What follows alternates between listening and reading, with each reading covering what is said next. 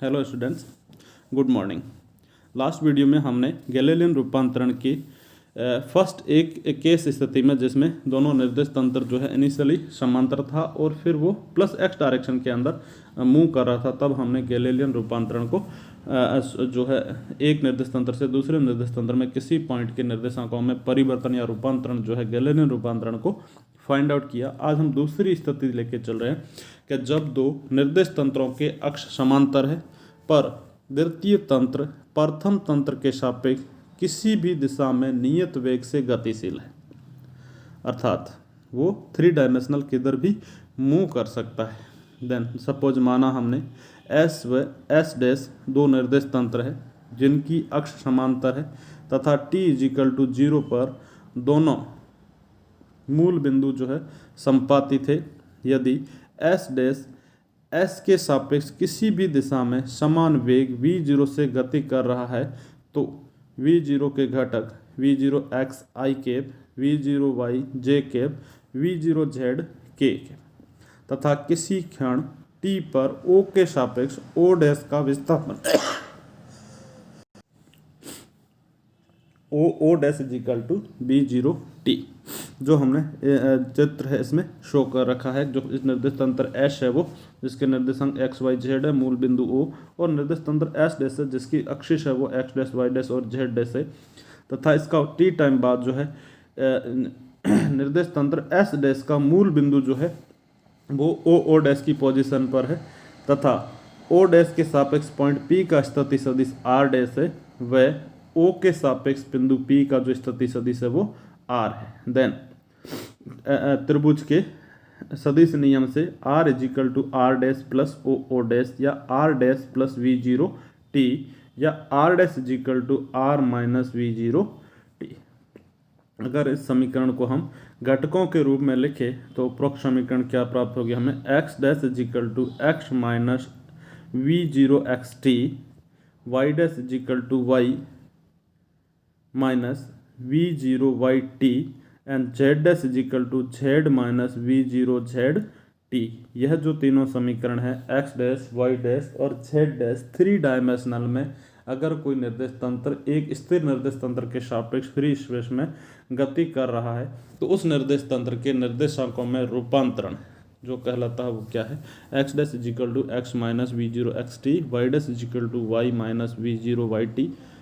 And z dash is equal to z minus v0 t। ये जो निर्देशांकों में रूपांतरण है यह गैलीलियन रूपांतरण समीकरण कहलाती है। इसमें अगर हम देखें वेग का रूपांतरण हो कैसे हो तो यदि कण p गतिमान है तो r व r डैश दोनों समय के फलन होंगे, इसलिए समय के सापेक्ष अवकलन करने पर dr dash dt minus dr by dt is equal to v0 then v dash minus v0। v dash व v क्रमशः निर्देश तंत्र s डैश व s में कण के वेग है। इसी प्रकार त्वरण का रूपांतरण देखें तो समीकरण जो 37 है इसका समय के सापेक्ष फिर से अवकलन करें तो dv dash by dt is equal to dv by dt minus dv0 by dt। यहाँ dv0 नियत है then dv0 by dt is equal to 0। It means a dash is equal to a, अर्थात s व s डैश में कण p के त्वरण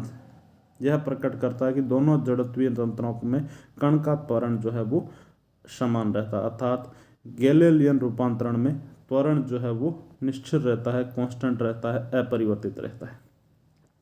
Galilean principle of Galilean inference या गैलीलियन निश्चितता का सिद्धांत है। इस सिद्धांत के अनुसार भौतिकी के मूल नियम सभी जड़त्वीय तंत्रों में निश्चित या आइडेंटिकल रहते हैं। इस परिकल्पना के अनुसार एक सरल रेखा में समान गति से गतिशील निर्देश तंत्र के अंदर एक सरल रेखा में समान गति से गतिशील निर्देश तंत्र के अंदर होने वाली कोई घटना तंत्र की गति के कारण प्रभावित नहीं होती, अर्थात किसी जड़त्वीय तंत्र की विराम अवस्था एवं समान वेग से गति की अवस्था में अंतर करना असंभव है, क्योंकि जड़त्वीय तंत्र परस्पर एक स्थिर आपेक्षिक वेग से गति कर रहे होते हैं जिन्हें गैलीलियन रूपांतरण द्वारा संबंधित किया जा सकता है। या दूसरे शब्दों में हम इस सिद्धांत को कहें तो भौतिकी के सभी मूल नियम उन दो निर्देश तंत्रों में निश्चित रहते हैं जो गैलीलियन रूपांतरण द्वारा संबंधित किए जाते हैं। अर्थात इस सिद्धांत को अपेक्षिता का चिर संबंध या क्लासिकल प्रिंसिपल ऑफ रिलेटिविटी या न्यूटोनियन अपेक्षिता सिद्धांत नामों से जाना जाता है। यानी भौतिकी के सभी मूल नियम उन दो निर्देश तंत्रों में हमेशा कांस्टेंट रहते हैं जो गैलीलियन रूपांतरण से संबंधित